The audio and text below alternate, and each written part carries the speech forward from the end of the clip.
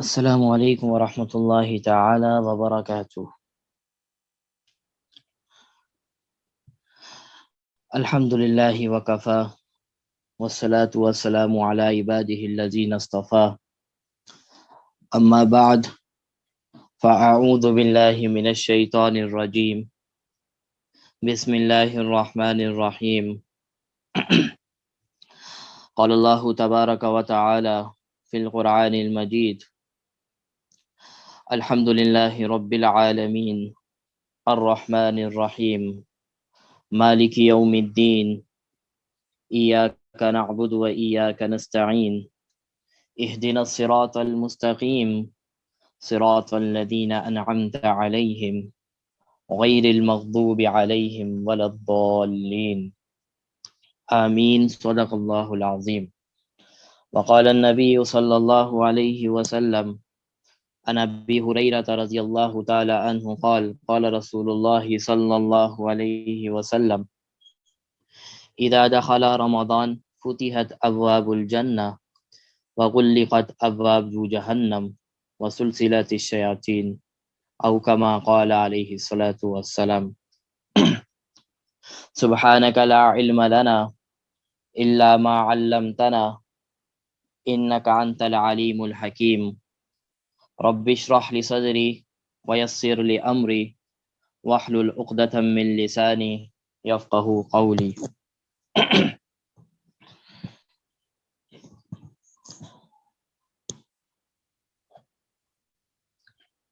الحمدللہ، کل سے ہمارا جو یہ 20 روزہ رمضان سیشن تربیہ و تزکیہ کے نام سے شروع ہوا تھا۔ کل ابتدائی باتیں کچھ ہو گئی تھیں، اکیڈمی کا مختصر تعارف آپ کے سامنے رکھ دیا گیا تھا، رمضان سے متعلق، رمضان کی اہمیت سے متعلق بھی آپ کے سامنے کچھ احادیث اور کچھ آیات آپ کے سامنے پیش کی تھیں۔ پھر سورۃ الفاتحہ کی تفسیر ہماری چل رہی تھی اور ابتدائی 3 آیات کی ہماری تفسیر ہو چکی تھی۔ ایک بار پھر سورہ فاتحہ کو دوبارہ سے ریپیٹ کر دیتا ہوں کہ سورۃ فاتحہ مکی صورت ہے۔ مکی صورت کے بارے میں کل میں نے آپ حضرات کو، تمام خواتین کو بتلا دیا تھا کہ مکی صورت ان صورتوں کو کہتے ہیں جو صورت ہجرت سے پہلے نازل ہوئیں، اور مدنی صورت ان صورتوں کو کہتے ہیں جو ہجرت کے بعد نازل ہوئیں۔ اسی طرح سورہ فاتحہ کے اندر 7 آیات ہیں، ایک رکوع ہے۔ ابتدائی 3 آیات اللہ تبارک و تعالیٰ کی حمد و ثنا کے اوپر مشتمل ہے، اور بیچ کی درمیانی جو آیت ہے اہدنا ایاک نعبد و ایاک نستعین، اس کے اندر اللہ تعالیٰ کی حمد و ثنا بھی ہے اور دعا بھی ہے، اور آخری 3 آیات جو ہیں یہ مستقل دعا کے اوپر مشتمل ہے۔ الحمدللہ رب العالمین کی تفسیر بیان کر دی تھی۔ الرحمن الرحیم کے اندر رحمان کا تعلق دنیا سے، رحیم کا تعلق آخرت سے، یہ باتیں آپ کو بتلا دی تھی۔ مالک یوم الدین سے کون سا دن مراد ہے اور اس دن کیا ہوگا، کون کسی کے کام آئے گا یا نہیں آئے گا، اس کی تفصیلاً کل گفتگو ہو گئی۔ آج جو ہمارے پاس اس کے بعد کی جو آیات ہیں وہ ہے اہدنا الصراط المستقیم ایاک نعبد و ایاک نستعین۔ یہ وہ آیت ہے جس کے اندر اللہ تعالیٰ کی بڑائی بھی بیان کی جا رہی ہے، اور اس کے بعد اپنی التجا بھی کی جا رہی ہے، اپنی عاجزی بھی دکھائی جا رہی ہے، اور دعا بھی مانگی جا رہی ہے۔ بڑائی کیا بیان ہوئی؟ ایاک نعبد و ایاک نستعین، کہ اے رب ہم صرف تیری ہی عبادت کرتے ہیں،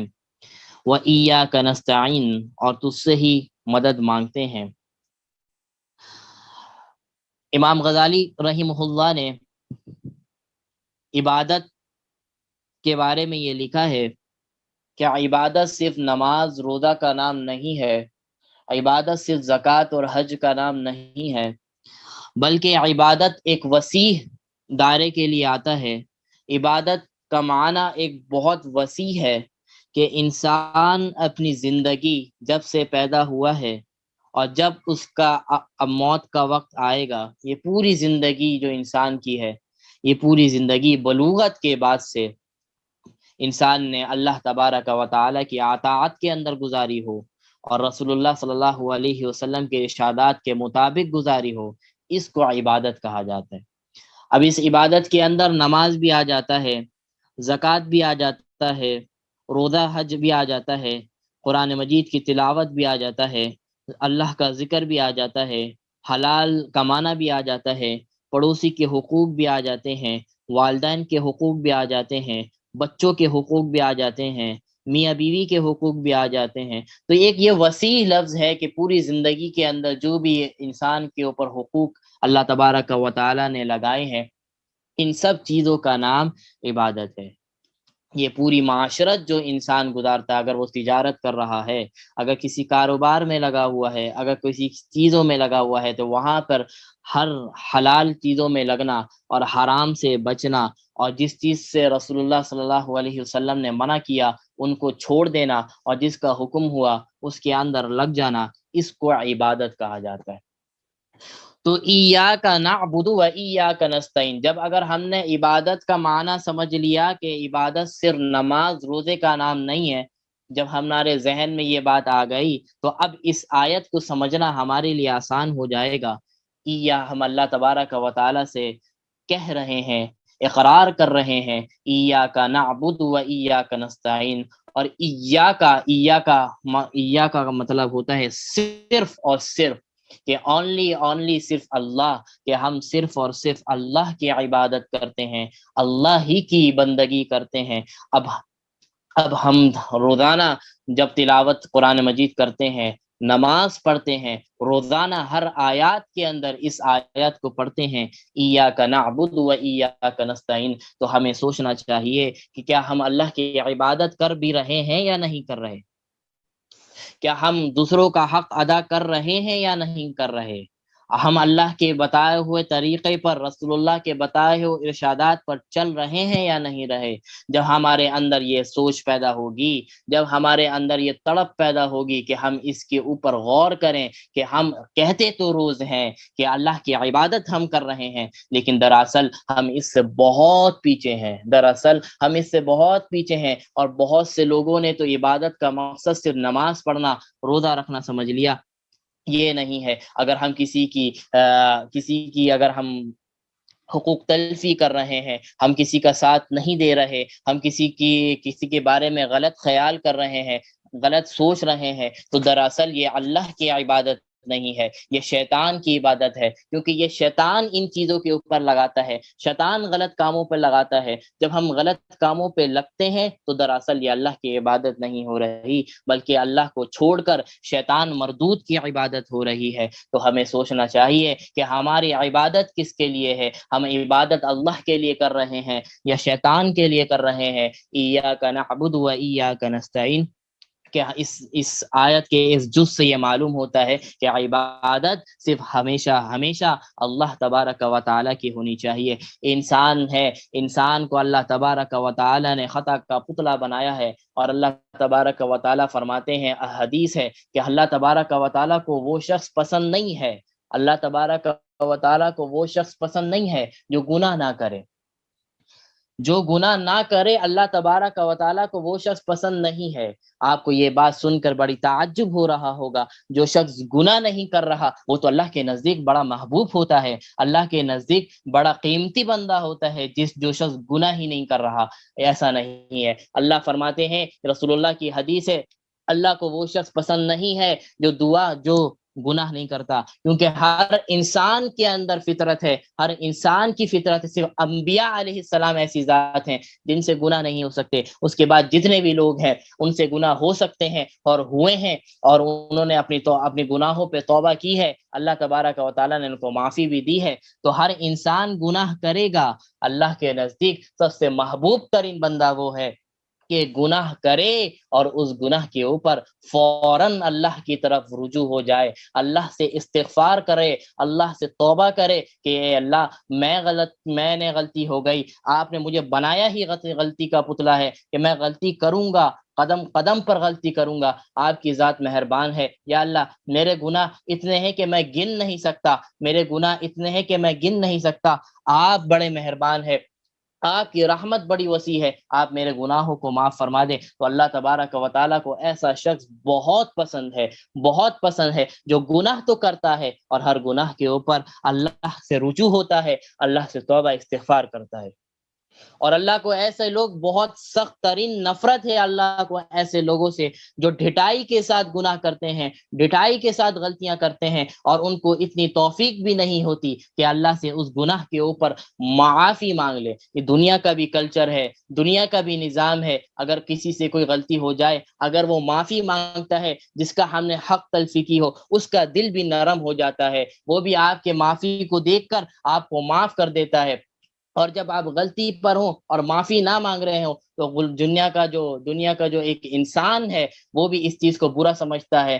کہ ایک شخص غلطی کر رہا ہے اور اس کے اوپر سوری بھی نہیں بول رہا، معافی بھی نہیں مانگ رہا، ڈٹا ہوا ہے غلطی پر۔ تو جب انسان کو یہ چیز کتنی بری لگتی ہے تو اللہ تو ہمارے پالنے والا ہے، ہم اللہ کو کتنا ناراض کرتے ہیں، ہم اللہ کے کتنے حقوق کی تلفی کرتے ہیں، اور ہم ڈھٹائی کے ساتھ رہتے ہیں، ہم اللہ سے توبہ استغفار نہیں کرتے۔ تو ہمیں اللہ تبارک و تعالیٰ کا محبوب ترین بندہ بننا ہے، ہمیں اللہ تبارک و تعالیٰ کا محبوب ترین بندی بننا ہے کہ ہم گناہ کریں اور گناہ کے اوپر اللہ سے توبہ استغفار کر لیں، توبہ استغفار کر لیں۔ تو یہ ایاک نعبد کے اندر عبادت تو بہت ساری ہیں، ہم اس عبادت کے اندر بہت بہت بہت پیچھے ہیں۔ یا اللہ تو معاف کرنے والا ہے، تو تو تو ہمارے گناہوں کو اوپر پردہ ڈالنے والا ہے، یا اللہ تو ہمارے گناہوں کے اوپر پردہ ڈال دے، ہمارے گناہوں کو معاف فرما دے۔ تو ایاک نعبد و ایاک نستعین، اے اللہ ہم صرف تیری ہی عبادت کرتے ہیں، و ایاک نستعین اگلے جز میں فرمایا کہ ہم صرف تیری ہی تجھ سے ہی مدد مانگتے ہیں، ہم صرف تجھ سے ہی مدد مانگتے ہیں۔ اس آیت کے اندر بھی بہت غور کرنے کی ضرورت ہے، اس آیت کے اندر بھی بہت زیادہ غور کرنے کی ضرورت ہے کہ ہم کسی مشکلات میں پڑتے ہیں، جب ہمارے اوپر تکالیف آتی ہیں تو ہمارا رخ کس کی طرف ہوتا ہے؟ تکالیف ہوں یا آسانی ہو یا تکالیف ہوں تو ہم اللہ کا شکر خوشی کے موقع پر ہم اللہ کا شکر ادا کر رہے ہوتے ہیں، یا خوشی کے موقع پر اس خوشی کا اظہار دوسرے انداز سے کر رہے ہوتے ہیں، جن سے اغیار خوش ہوتے ہیں، جن سے شیاطین خوش ہوتے ہیں۔ اگر ہم یہ کام کر رہے ہیں خوشی کے موقع پر دوسروں کو خوش کرنے کے اندر لگے ہوئے ہیں، تو معلوم ہونا چاہیے کہ ہم اللہ کو خوش نہیں کر رہے، ہم دراصل کسی اور کو خوش کر رہے ہیں۔ اور غمی کے موقع پر ہم اللہ کا ساتھ لے کے چلتے ہیں، اللہ کی مدد لے کے چلتے ہیں، یا اللہ سے شکوہ و شکایت کرتے ہیں کہ اللہ کہ تو ہی ہمارا ہی گھر رہ گیا تھا کہ آپ نے یہ پریشانی بھیجی۔ اگر ایسے الفاظات اگر ہم کہہ رہے ہیں تو دراصل ہم اللہ کی مدد حاصل نہیں کر رہے، اللہ کی ناشکری کر رہے ہیں۔ اور اللہ تبارک و تعالیٰ فرماتے ہیں لئن شکرتم لازیدنکم ولئن کفرتم ان عذابی لشدید، کہ اگر تم شکر ادا کرو گے اللہ تبارک و تعالیٰ اللہ تبارک و تعالیٰ تمہاری نعمتوں میں اضافہ فرما دے گا۔ اگر تم شکر ادا کرو گے اللہ تعالیٰ تمہاری نیکیوں میں اور تمہاری انعامات میں اللہ تبارک و تعالیٰ تمہارا اضافہ کر دے گا۔ اور اگر تم اللہ کی نافرمانی کرو گے، ناشکری کرو گے، اللہ تو یاد رکھنا ان عذابی لشدید، بے شک اللہ کا عذاب انتہائی سخت ہے، انتہائی دردناک ہے، جس سے کوئی بھی انسان کا بچنا ناممکن ہے۔ تو اہدنا الصراط المستقیم، ایاک نعبد و ایاک نستعین کے اندر ہمیں روزانہ یہ بات سوچنی چاہیے کہ ہم عبادت اللہ کی کر رہے ہیں یا نہیں کر رہے، ہم مدد صرف اللہ سے مانگ رہے ہیں یا دوسروں کے محتاج بنے ہوئے ہیں، دوسروں سے امیدیں لگا کے بیٹھے ہوئے ہیں کہ یہ میری مدد کر دے گا، یہ میری مدد کر دے گا، میں اس کو کہوں گا تو یہ میری مدد کو آئے گا۔ ایسا نہیں، ہمارا پہلا تعلق ہمیشہ اللہ سے ہو کہ ہمیشہ ہمیں اللہ کی مدد بھی اللہ سے ہو، اور عبادت بھی اللہ سے مانگی جائے۔ ایسا نہ ہو کہ ہم کہتے تو ایاک نعبد و ایاک نستعین ہے، ایاک نستعین ہے، ہم صرف تجھ سے ہی مدد مانگتے ہیں، اور ہم جاتے ہیں کسی مزار کے اوپر، ہم جاتے ہیں کسی قبر والے کے اوپر، ہم جاتے ہیں کسی پیر فقیر کے پاس اور اس سے اپنی مشکلات کا حل چاہتے ہیں، اس سے مدد مانگتے ہیں۔ تو یہ بھی ایک شرک ہے، صریح شرک ہے، کفر ہے، کیونکہ عبادت بھی صرف اللہ سے ہو اور مدد بھی صرف اللہ سے مانگی جائے۔ وَإِيَّاكَ نَعْبُدُ وَإِيَّاكَ نَسْتَعِينُ۔ آگے فرمایا اهدنا الصراط المستقیم۔ اب یہاں سے جو آخری 3 آیات ہیں، یہ جو 3 آیات ہیں یہ دعا کے اوپر مشتمل ہے کہ ہم اللہ تعالیٰ سے دعا مانگ رہے ہیں کہ اهدنا الصراط المستقیم، اے اللہ اهدنا الصراط المستقیم، اے ہمارے رب ہمیں ہدایت کر، ہمیں چلا کس راستے پر؟ صراط المستقیم، ایسے راستے پر جو ہدایت کا راستہ، سیدھا راستہ ہے۔ اہدنا الصراط المستقیم، کہ سیدھے راستے کے اوپر ہم چلنے کی اللہ تبارک و تعالیٰ سے دعا مانگ رہے ہیں کہ اے اللہ ہمیں بتلا دیجئے، اے اللہ ہمیں دکھا دیجئے ایسا راستہ جو جنت کی طرف جاتا ہو، ایسا راستہ جو رسول اللہ کی طرف جاتا ہو، کہ اے اللہ اہدنا الصراط المستقیم، ہمیں بھٹکانے والے بہت ہیں، ہمیں سیدھے راستے سے ہٹانے والے بہت ہیں، یا اللہ ایسا نہ ہو کہ ہم ان کی چالوں میں آ جائیں، ایسا نہ ہو ہم ان کے بہکاووں میں آ جائیں، یا اللہ ہم صرف تجھ سے دعا مانگتے ہیں، اہدنا الصراط المستقیم، اے رب ہمیں سیدھا راستہ دکھا۔ تو یہاں پر صرف دعا نہیں مانگنی، اللہ تبارک و تعالیٰ نے ہم سب کو عاقل بنایا ہے، عقل مند بنایا ہے، صرف دعا نہیں مانگنی، دعا کے ساتھ ہمیں غور و فکر بھی کرنا ہے کہ سیدھا راستہ کیا ہے۔ ہم چل تو غلط راستے پر رہے ہیں اور دعا ہم مانگ رہے ہیں اہدنا الصراط المستقیم، تو یہ آیت کا مطلب یہ نہیں، ہمیں کوشش بھی یہ کرنی چاہیے کہ ہم غور و فکر سے قرآن و احادیث، جگہ جگہ پہ اچھی تعلیمات آپ کو مل جاتی ہیں۔ اس دور کے اندر یہ کہنا کہ مجھے معلوم نہیں تھا، انتہائی بیکار بات ہے کہ یہ اتنا ٹیکنالوجی کا دور، ہر چیزوں کا دور، آپ کو ہر چیز کے بارے میں معلوم ہے اور یہ نہیں معلوم کہ سیدھا راستہ کون سا ہے، اللہ کی طرف لے جانے والا راستہ کون ہے۔ ہر شخص جانتا ہے، ہر بچہ، ہر بوڑھا، ہر نوجوان یہ جانتا ہے، تو اس کو چاہیے بھی کہ سیدھے راستے پر چلے اور اہدنا الصراط المستقیم اللہ سے دعا بھی مانگے کہ اللہ میں کوشش تو کر رہا ہوں سیدھے راستے پر چلنے کی، آپ بھی میری مدد کرتے رہیں، آپ بھی میرے لیے اسباب بناتے رہے کہ میں کبھی بھی ان راستوں سے دوسروں راستوں کی طرف نہ جاؤں۔ آگے صراط المستقیم کو اللہ تبارک و تعالیٰ نے اگلی آیت کے اندر ڈیفائن بھی کر دیا کہ وہ صراط، اگر کسی کے ذہن کے اندر یہ اشکال نہ رہے، یہ کنفیوژن نہ رہے کہ کوئی شخص یہ نہ کہے بعد میں کہ مجھے پتہ ہی نہیں تھا کہ سیدھا راستہ کون سا ہے، اللہ تبارک و تعالیٰ نے اس کی اگلی ہی آیت میں اس کانسیپٹ کو کلیئر کر دیا، اس کنفیوژن کو دور کر دیا، بتا دیا کہ سیدھا راستہ کون سا ہے۔ صراط الذین انعمت علیہم، صراط الذین انعمت علیہم، اے اللہ وہ راستہ جس کے اوپر آپ کا انعام ہوا، جس کے اوپر آپ کا انعام ہوا، جس کے اوپر چلنے والے کو اللہ تبارک و تعالی انعامات دیتے ہیں، جس میں سب سے بڑا انعام جنت کی شکل ہے، جنت ہے، اللہ کی رضا ہے، جس راستے پر اللہ کی رضا ملتی ہے، جس راستے پر جنت ملتی ہے، جس راستے پر رسول اللہ ملتے ہیں، اس راستے کو سیدھا راستہ کہا جاتا ہے۔ اللہ تبارک و تعالیٰ دوسری آیات کے اندر، دوسری سورت کے اندر اللہ تبارک و تعالیٰ اس انعامتا کو اور بالکل کھلے انداز سے ڈیفائن کرتا ہے، بہت واضح طور پر ڈیفائن کرتا ہے۔ اللہ تبارک و تعالیٰ فرماتے ہیں الذین انعم اللہ علیہم من النبیین والصدیقین والشہداء والصالحین، کہ اللہ تبارک و تعالیٰ نے انعام کن لوگوں پر فرمایا۔ اس آیت کے اندر اللہ تعالیٰ فرماتے ہیں سب سے پہلے نمبر پر انعام یافتہ لوگ کون ہیں؟ نبیین، کہ انبیاء، جو راستہ انبیاء کا ہے وہی انعام والا راستہ ہے۔ اس کے بعد فرمایا وہ صدیقین سے مراد صحابہ کرام ہے، جو راستہ صحابہ کرام والا ہے وہی راستہ اللہ کے انعام والا ہے۔ تیسرے نمبر پہ فرمایا وہ شہداء، جس کے اوپر شہداء چلیں، جس کے اوپر شہداء چلیں، ان سے مراد بھی وہ شہداء جو جہاد کا راستہ ہے، جو اللہ کے راہ میں تکالیف اٹھا کر اپنی جان کو قربان کرنے والا راستہ ہے، اس کے اوپر بھی اللہ، ان لوگوں کے اوپر بھی اللہ تعالیٰ نے شہداء کے اوپر بھی اللہ تعالیٰ نے انعام فرمایا۔ تو جن کے اوپر یہ شہداء، جن راستوں پر شہداء چلے ہیں، یہ راستہ بھی وہی سیدھا راستہ ہے۔ اور آگے فرمایا والصالحین، جس کے اوپر نیک لوگ چلتے ہیں، جس راستے کے اوپر نیک لوگ چلتے ہیں، وہی راستہ سیدھا ہے۔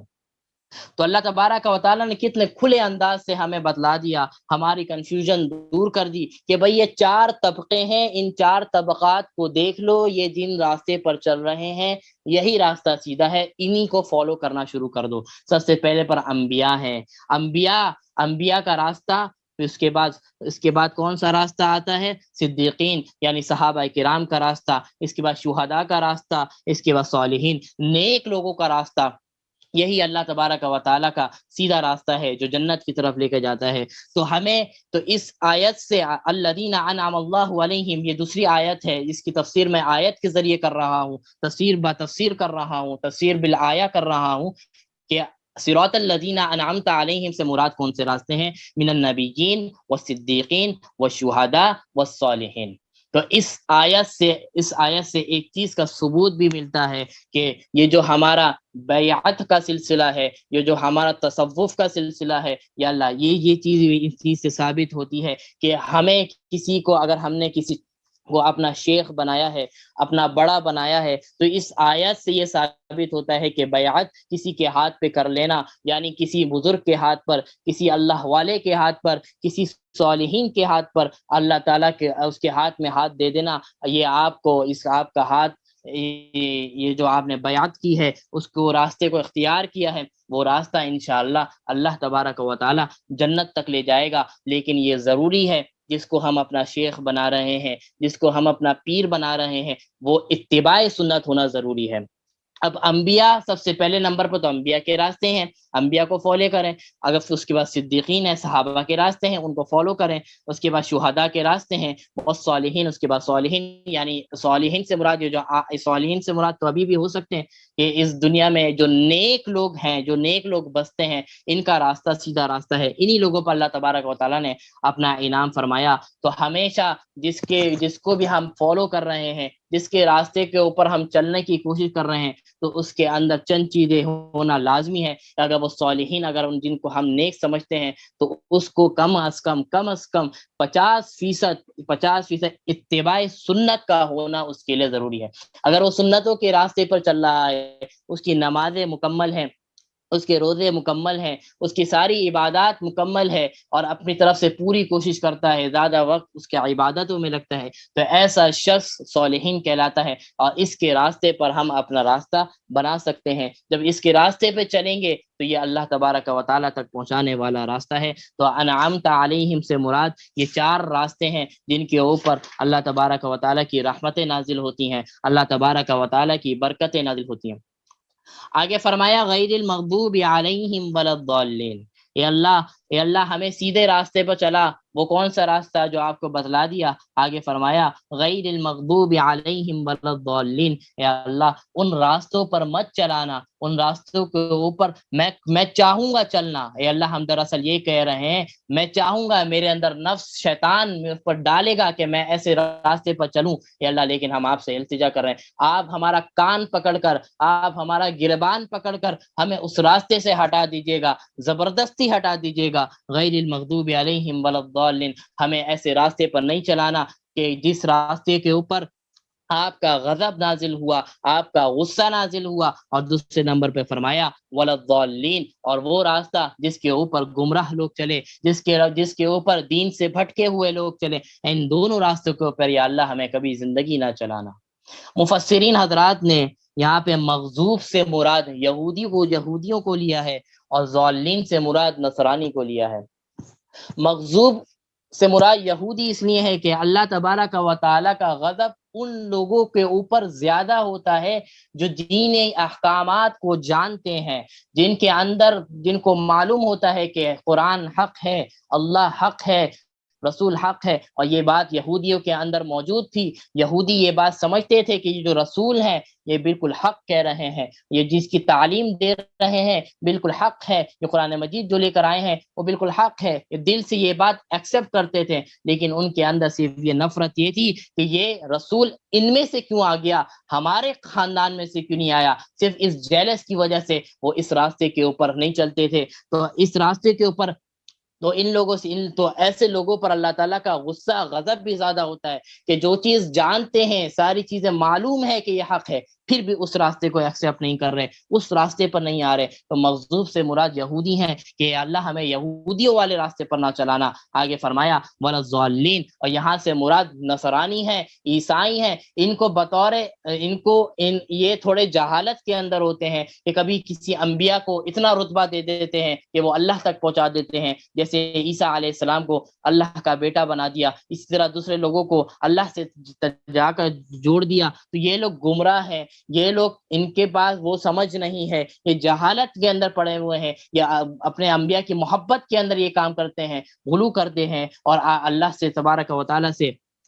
ایک دوسرے کو شرک کر دیتے ہیں۔ یہ جہالت کی وجہ سے اللہ کی عبادتیں نہیں کرتے، اللہ کا دین قبول نہیں کرتے۔ تو یا اللہ ہمیں ایسی جہالت بھی نصیب نہ فرمانا کہ ہم گمراہ رہیں، یا اللہ ہمیں عقل مند بنانا کہ ہم عقل مند ہو کر فکر کر کر غور و فکر کر کر آپ کے راستے پر آئیں، آپ کے راستے پر چلیں۔ تو اے اللہ غیر المغضوب علیہم ولا الضالین، ہمیں ایسے راستے پر نہ چلانا جس کے اوپر گمراہ چلے، یا اے اللہ ہمیں ایسے راستے پر نہ چلانا جس کے اوپر وہ لوگ چلے جن کے اوپر اللہ تبارک و تعالیٰ کا غضب ہوا۔ اس کے بعد آمین، لفظ آمین ہے، آمین کا مطلب ہوتا ہے کہ اللہ اس کو قبول فرما۔ یہ جو آخری ابتدائی 3 دعا ہے کہ اس دعا کے بارے میں اللہ فرما رہے ہیں کہ اللہ ہم کہہ رہے ہیں کہ اللہ ہم نے یہ جو دعا مانگی ہے، یا اللہ اس دعا کے اوپر ہمیں قبولیت بھی نصیب فرمانا، آمین۔ اب سورہ فاتحہ کے بارے میں نے آپ کو یہ بات نہیں بتلائی تھی کہ یہ سورہ فاتحہ کب نازل ہوئی، کیسے نازل ہوئی۔ اس کے اندر یہ بات سمجھ لینے کی ضرورت ہے کہ پورا کا پورا قرآن مجید اللہ تبارک و تعالیٰ نے حضرت جبریل علیہ السلام کے واسطے نازل فرمایا ہے۔ حضرت جبریل علیہ السلام آیات آپ علیہ السلام کے پاس لے کر آتے تھے، وقتاً فوقتاً جیسے حالات ہوتے تھے اس کے مطابق آیات نازل ہوتی تھیں، صورتیں نازل ہوتی تھیں۔ لیکن یہ سورہ فاتحہ ایک ایسی صورت ہے کہ اس کو اللہ تبارک و تعالیٰ نے حضرت جبریل علیہ السلام کے ہاتھ نہیں بھجوایا، بلکہ ایک ایسا فرشتہ آیا جو آج سے پہلے کبھی اس دنیا میں نہیں نازل ہوا۔ واقعہ کچھ اس طرح ہے کہ رسول اللہ حضرت عباس رضی اللہ تعالیٰ حضرت ابن عباس رضی اللہ تعالیٰ عنہ کی ایک روایت ہے، اس میں آتا ہے کہ رسول اللہ صلی اللہ علیہ وسلم اور حضرت جبریل علیہ السلام ایک ساتھ بیٹھے ہوئے تھے، اتنے میں زوردار آواز آئی۔ تو حضرت رسول اللہ صلی اللہ علیہ وسلم پریشان ہو گئے کہ یہ کس طرح کی آواز ہے، آج سے پہلے تو یہ ایک آواز کبھی سنی نہیں ہے۔ حضرت جبریل علیہ السلام نے فرمایا کہ آج آسمان کا ایک دروازہ کھلا ہے، اور یہ دروازہ ایسا ہے کہ آج سے پہلے کبھی نہیں کھلا اور آج کے بعد کبھی نہیں کھلے گا۔ یہ ایک ایسا دروازہ ہے، اور اس دروازہ کھلنے کی وجہ سے یہ آواز پیدا ہوئی ہے، اور اس دروازے سے ایک فرشتہ ہمارے پاس آ رہا ہے، اور یہ ایک ایسا فرشتہ ہے کہ آج سے پہلے یہ دنیا میں کبھی زندگی میں آج سے پہلے کبھی نہیں آیا اور کبھی آئے گا بھی نہیں، یہ صرف ایک ہی دفعہ آ جا رہا ہے۔ اور وہ فرشتہ آپ علیہ السلام کے پاس آتا ہے، نازل ہوتا ہے، آپ علیہ السلام کے پاس حاضر ہوتا ہے، اور اللہ رسول اللہ صلی اللہ علیہ وسلم کو 2 خوشخبری دیتا ہے کہ اللہ کی طرف سے آپ کو 2 خوشخبری ہے۔ رسول اللہ صلی اللہ علیہ وسلم کو کہتا ہے کہ 2 خوشخبری، اور فرماتا ہے کہ یہ ایسی خوشخبری ہے کہ آپ سے پہلے کسی بھی انبیاء علیہ السلام کو یہ خوشخبری اللہ تبارک و تعالیٰ نے نہیں دی۔ پہلے نمبر پہ فرمایا کہ وہ خوشخبری کیا ہے، وہ خوشخبری پہلے نمبر پہ یہ ایک تو سورہ فاتحہ ہے،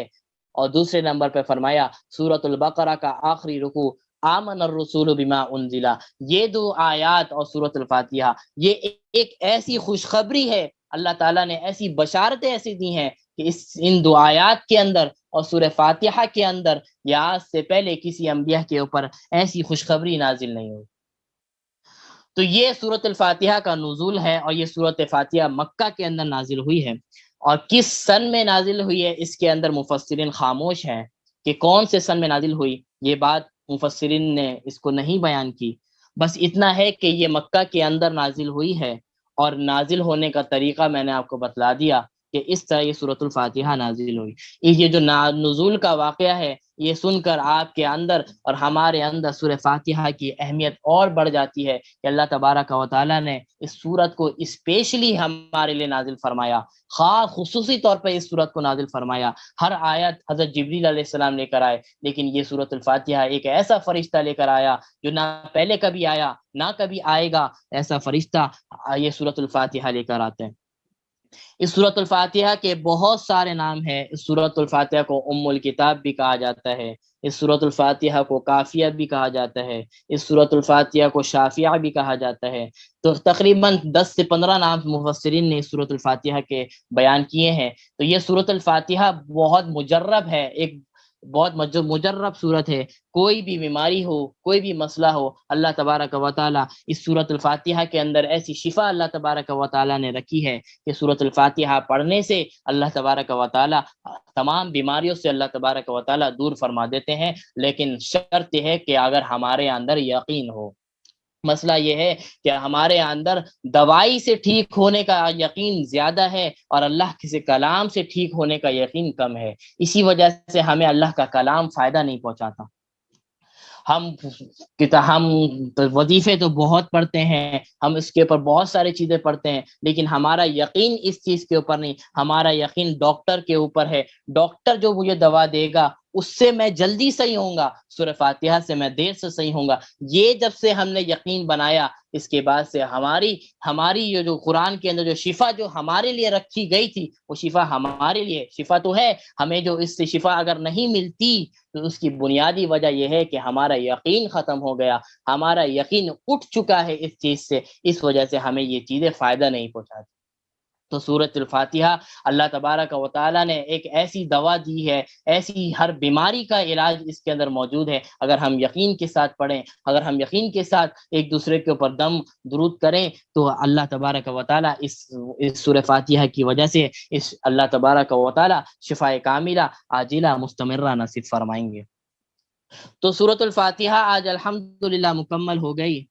سورۃ الفاتحہ کو خلاصہ تفسیر بیان کرنے کا مقصد صرف اتنا تھا کہ ایک تو ہر نماز کے اندر پڑھی جاتی ہے اس سورت کو، اس کے بغیر نماز مکمل نہیں ہوتی۔ تو یہ سورہ فاتحہ بہت امپورٹنٹ سورت ہے، انسان ہر کسی کے اندر ہر کسی کو اس سورۃ فاتحہ کا ترجمہ اور مختصر سی تفسیر معلوم ہونی چاہیے۔ سورۃ الفاتحہ کی یہ مختصر سی تفسیر میں نے بیان کی ہے، اس کی تفسیر اگر بیان کی جائے تو سینکڑوں کتابیں لکھ دی جائیں تو اس کی تفاسیر ختم نہیں ہوگی۔ رسول اللہ صلی اللہ علیہ وسلم فرماتے ہیں کہ اگر اس سورت کی تفسیر اگر لکھی جائے اور اس کے اوپر بیان کیا جائے تو 70 اونٹوں کے اوپر بھی ان کی کتابوں کے اوپر اگر لادا جائے تو اونٹ کم پڑ جائیں گے، 70 اونٹ بھی کم پڑ جائیں گے، اور یہ سورۃ الفاتحہ کی تفسیر ختم نہیں ہوگی۔ ایک دن رسول اللہ صلی اللہ علیہ وسلم عشاء کی نماز کے بعد صحابہ کرام کے پاس بیٹھے اور کہا کہ میں آپ کو بسم اللہ الرحمن الرحیم کا ترجمہ بتاؤں؟ صحابہ رضی اللہ تعالی عنہ نے کہا جی بالکل، اللہ کے نبی، ہمیں آپ ضرور بتائیں۔ رسول اللہ صلی اللہ علیہ وسلم نے سب سے پہلے بسم اللہ کی با کو شروع کیا کہ اس با کا کیا معنی ہے، اور با کا معنی بیان کر رہے ہیں، اور فجر کی نماز، فجر کی اذان شروع ہو چکی۔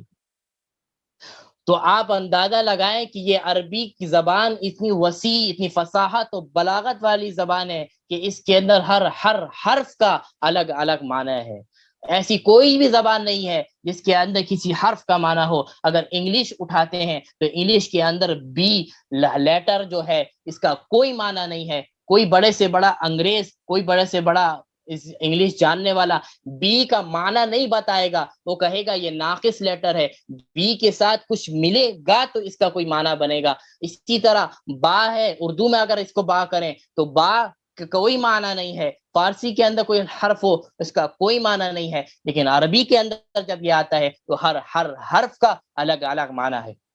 تو بسم اللہ کی با رسول اللہ صلی اللہ علیہ وسلم کا معنی بتا رہے ہیں عشاء کے بعد، اور فجر کی نماز داخل ہو رہی ہے کہ اور اس وقت تک با کا معنی ختم نہیں ہے۔ تو آپ اندازہ لگائیے کہ عربی زبان کتنی وسیع زبان ہے، کتنی فصیح زبان ہے، اور اسی زبان کے اندر قرآن مجید ہے، تو قرآن مجید کے کتنے ہم سے مطالبات ہوں گے، قرآن مجید کے ہم سے کتنی چاہتیں ہوں گی کہ ہم اگر ان کو پڑھیں تو ہم پڑھیں، ہماری زندگی ختم ہو جائے، ہماری زندگی، ہماری آنے والی زندگی، ہماری نسلیں ختم ہو جائیں، اور قرآن مجید کی مکمل تفسیر پھر بھی کوئی بیان نہیں فرمائے گا۔ یہ مختصر طور پر سمجھانے کے لیے موٹی موٹی باتیں آپ حضرات کے سامنے، آپ خواتین کے سامنے بیان کر دی گئی ہیں۔ اللہ تبارک و تعالی سے دعا ہے، اللہ تبارک و تعالی اس سورۃ الفاتحہ جو ہم نے آج مکمل کی ہے، اس کو ہم نے جو اس میں پڑھا ہے، اللہ تبارک و تعالی اس میں عمل کرنے کی توفیق نصیب فرمائے، اور جو مطالبات سورہ فاتحہ ہم سے کرتا ہے اس مطالبات کو حتی الامکان کوشش پوری کرنے کی کوشش نصیب فرمائے۔ کل سے انشاءاللہ ہم اپنے ٹاپک کی جو صورت ہے سورۃ اللقمان اور سورۃ الحجرات کی طرف بڑھیں گے، تو کل انشاءاللہ سورۃ اللقمان سے ہم قرآن مجید کی تفسیر اور خلاصہ کا آغاز کریں گے۔ آج جو ہمارے پاس حدیث ہے رسول اللہ صلی اللہ علیہ وسلم کی حدیث ہے، ابھی میں نے خطبے کے اندر بھی یہ حدیث پڑھی ہے کہ حضرت ابو ہریرہ رضی اللہ تعالیٰ عنہ سے روایت ہے کہ رسول اللہ صلی اللہ علیہ وسلم فرماتے ہیں، اذا دخل رمضان فتحت ابواب الجنہ وغلقت ابواب جہنم وسلسلت الشیاطین۔ حضرت ابو ہریرہ رضی اللہ تعالیٰ عنہ سے روایت ہے کہ رسول اللہ صلی اللہ علیہ وسلم نے ارشاد فرمایا، جب رمضان داخل ہوتا ہے، جب رمضان کا مہینہ آتا ہے تو اللہ تبارک و تعالی جنت کے تمام دروازے کھول دیتے ہیں، وغلقت ابواب جہنم، اور جہنم کے تمام دروازوں کو اللہ تبارک و تعالی بند کر دیتے ہیں، وسلسلۃ الشیاطین، اور شیطانوں کو اللہ تبارک و تعالی قید کر دیتے ہیں۔ یہ بخاری شریف کی حدیث ہے کہ آپ علیہ السلام نے اس کے اندر 3 چیزیں بتائی ہیں کہ رمضان کا جب مہینہ آتا ہے تو اللہ تبارک و تعالی جنت کے تمام دروازے کھول دیتے ہیں اور جہنم کے تمام دروازے بند کر دیتے ہیں۔ کیا بات معلوم ہوئی کہ یہ رمضان کا مہینہ ایک ایسا مہینہ ہے کہ اس مہینے کے اندر جہنم کے دروازے بند کر دیے، اب صرف جنت کے دروازے کھلے ہیں۔ تو ہمیں چاہیے کہ اس رمضان کے اندر ایسے اعمال کریں، ایسی نیکیاں کریں کہ ہمارا جنت کے اندر داخلہ بآسانی ہو جائے، اور اللہ تعالیٰ چاہتے ہیں کہ میرا بندہ اس رمضان کے اندر سارے ہی لوگ جنت میں چلے جائیں، کیونکہ اس لیے اللہ تبارک و تعالیٰ نے تمام دروازے جنت کے کھول دیے ہیں۔ یہ رمضان کا مہینہ اللہ تبارک و تعالی نے اس رمضان کے مہینے کو ہمارے لیے ایک سیل کا مہینہ بنایا ہے۔ جیسے ہم کوئی دن آتے ہیں، کوئی ایونٹ آتا ہے، اس موقع پر ہم دیکھتے ہیں کہ کوئی مارٹ ہے، کوئی مال ہے، وہاں پہ سیل لگی ہوتی ہے کہ 100 والی چیز 50 روپیز کے اندر، تو ہماری توجہ کیسی بڑھتی ہے، ہم اس کی طرف دوڑ کے لگتے ہیں، صبح رات دن ایک کر دیتے ہیں اور وہاں سے شاپنگ کرتے ہیں کہ یہ چند دنوں کی آفر ہے، یہ آفر ختم ہو جائے گی، ہم کیوں نہ اس آفر سے فائدہ اٹھا لیں۔ اسی طرح جہاں بہت سی جگہ دیکھتے ہیں کہ بائی 1 گیٹ 1 کی آفر لگی ہوتی ہے، تو ہم اس کی طرف کتنی زور سے بھاگتے ہیں، کتنی زور سے چلتے ہیں، ہر کوئی آرڈر کر رہا ہوتا ہے کہ یہ چند دنوں کی یہ آفر لگائی ہے، اس مالک نے، اس آنر نے، یہ آفر ختم ہو جائے گی، تو ہمیں چاہیے کہ فوراً اس سے کیا کریں، فائدہ اٹھائیں۔ تو یہ رمضان کا مہینہ اللہ تبارک و تعالی نے ہمارے لیے سیل کا مہینہ بنایا، آفر کا مہینہ بنایا۔ فرمایا کہ ایک نیکی کرو گے رمضان کے علاوہ، اگر ایک نفل پڑھو گے، 2 رکعت اگر نفل رمضان کے غیر رمضان میں پڑھو گے، اللہ تبارک و تعالیٰ تمہیں 2 نفل کا ثواب دے گا، اور یہی 2 نفل تم رمضان کے مہینے کے اندر پڑھو گے، اللہ تبارک و تعالیٰ اس کی آفر بائی 1 گیٹ 1 کی نہیں دے گا، بلکہ اللہ تبارک و تعالیٰ اس کی آفر بائی 1 گیٹ 70 کی دے رہا ہے کہ 1-2 رکعت نفل پڑھو گے، اللہ تبارک و تعالیٰ 70 نوافل کا تمہیں ثواب دیں گے۔ تو آپ اندازہ لگائیے کہ رمضان کا مہینہ کیسی بہار کا مہینہ ہے، کیسی نیکیوں کا مہینہ ہے، ہر چیز کا ثواب ڈبل نہیں بلکہ 70 گنا اللہ تبارک و تعالیٰ نے بڑھا دیا ہے کہ ایک نیکی کا بدلہ اگر 10 تک بھی مل رہا ہے غیر رمضان میں، اور رمضان کے اندر اسی نیکی کو اللہ تبارک و تعالیٰ 70، اور دوسری احادیث میں آتا ہے 700 گنا تک اللہ تبارک و تعالیٰ اس کے ثواب کو بڑھا دیتے ہیں۔ اور یہ نیکیاں ہی ہماری ایسی چیزیں ہیں جس سے ہم قیامت کے دن جنت کو خرید سکتے ہیں۔ آج کے لیے آج دنیا کے اندر ہمیں کوئی چیز خریدنی ہو تو ہمیں پیسوں کی ضرورت ہوتی ہے، ہمیں کرنسی کی ضرورت ہوتی ہے۔ اگر ہمارے پاس پیسے نہیں ہوں گے وہ چیز ہم نہیں خرید سکتے۔ اور جنت خریدنے کے لیے، جنت حاصل کرنے کے لیے جو اللہ تبارک و تعالیٰ نے کرنسی بنائی ہے وہ ہمارے لیے وہ بنائی ہے نیکیاں ہیں، کہ جس کے پاس جتنی نیکی ہوگی اسی کے مطابق اس کو جنت دی جائے گی۔ جنت کے بھی اللہ تبارک و تعالیٰ نے بہت سے مرتبے بنائے ہیں، اس کے نیکیوں کے حساب سے وہ مرتبہ اس کو دیا جائے گا۔ تو آج ہم نیکیاں جمع کر رہے ہیں، ہمیں اس چیز کا احساس نہیں ہو رہا۔ اگر ہم آج پیسے جمع کر رہے ہوتے تو ہمیں احساس ہوتا کہ ہمارا بینک بیلنس بڑھ رہا ہے، لیکن ہم نیکیاں اگر جمع کرتے ہیں تو ہمیں نظر نہیں آتا، اس کے اندر اس کا کوئی وجود نہیں ہوتا، نیکیوں کا نظر آنے والی چیز نہیں ہوتی ہے، تو ہمیں اس کی طرف احساس نہیں ہوتا، ہم اس میں پیچھے رہتے ہیں۔ لیکن جب ہم قیامت کے دن جب اللہ تبارک و تعالیٰ کے یہاں حاضر ہوں گے تب اس نیکی کو تب اس نیکیوں کی اہمیت ہمیں پتہ چلے گی کہ اس نیکیوں کی کیا اہمیت تھی۔ پھر ہم تمنا کریں گے اس دن کہ کاش اللہ تبارک و تعالیٰ ہمیں دوبارہ دنیا میں بھیج دے، ہم دوبارہ نیکیاں کریں اور نیکیاں جمع کر کے آپ علیہ السلام اور حضرت محمد صلی اللہ علیہ وسلم اور اب اللہ تبارک و تعالیٰ کے پاس لے کر آئیں اور اس سے ہم جنت کی خریداری کر سکیں۔ تو یہ رمضان کا مہینہ سیل کا مہینہ، عبادتوں کی سیل ہے، 1 کروڑ 70 ملے گا، تو خوب عبادتیں کرنی ہے، خوب نوافل پڑھنے ہیں، خوب عبادت، خوب اس کے علاوہ قرآن مجید کی تلاوت کرنی ہے۔ یہ صرف اور یہ آفر 2 یا 3 دن کے لیے نہیں، اللہ تبارک و تعالیٰ نے یہ آفر پورے 30 دن کے لیے رکھی ہے۔ یہ 30 دن مزے کر لو، جتنے مزے کرنے ہیں کر لو، اللہ تبارک و تعالیٰ کے خزانے سے جتنی چیزیں لینی ہے لے لو۔ اللہ تعالیٰ نے بانٹ رہا ہے، فری لگا ہوا ہے، سیل لگی ہوئی ہے، 1 لوگے 70 ملے گا، تو خوب اللہ تبارک و تعالیٰ سے اپنے لیے نیکی جمع کرنے کی ضرورت ہے۔ آگے فرمایا وَغُلِّقَتِ الْأَبْوَابُ جہنم، اور جہنم کے دروازے اللہ تبارک و تعالیٰ بند کر دیتے ہیں۔ بند کرنے کا مطلب یہ ہے کہ دوسری احادیث کے اندر بھی آتا ہے کہ رمضان کے مہینے میں